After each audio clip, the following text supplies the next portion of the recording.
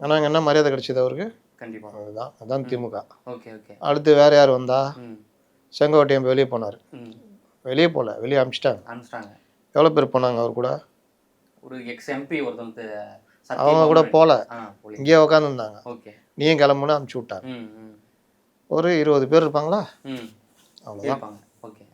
என்ன இழப்பு? ம். 30 வருஷமா இருந்தார், 50 வருஷமா இருந்தார், இருக்கட்டும். ம். முத்துசாமி கூட இருந்தார். ம். இப்போ எங்கே இருக்காரு? ம். ஓபிஎஸ் ம். வெளியே அனுப்பிச்சாங்கல்ல, அனுப்பிச்சிட்டாங்க. என்ன இழப்பு வந்தது? நீங்கள் ஓபிஎஸ் கூட ஒரு 30% கட்சிக்காரங்க எம்எல்ஏக்கள் மாவட்ட செயலர் போயிட்டாங்கன்னா கட்சிக்கு இழப்பு.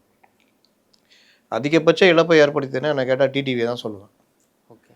2021 எலெக்ஷனில் ம். அப்போ அவருக்கு ஒரு வேல்யூ இருந்தது. ம். கூட 18 எம்எல்ஏக்கள் மாவட்ட செயலர் தான். ம். ம்.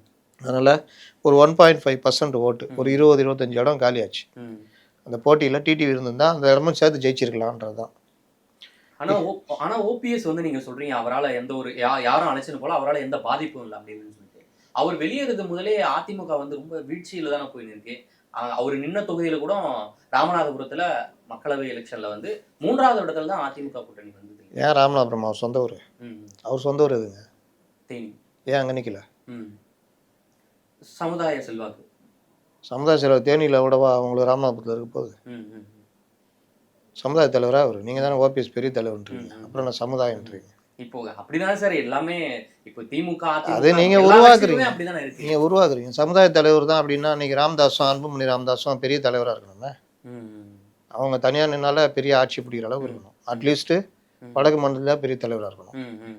ஓபிஎஸ் 2021 என்ன அங்கே ஜெயிச்சு கொடுத்தாரு?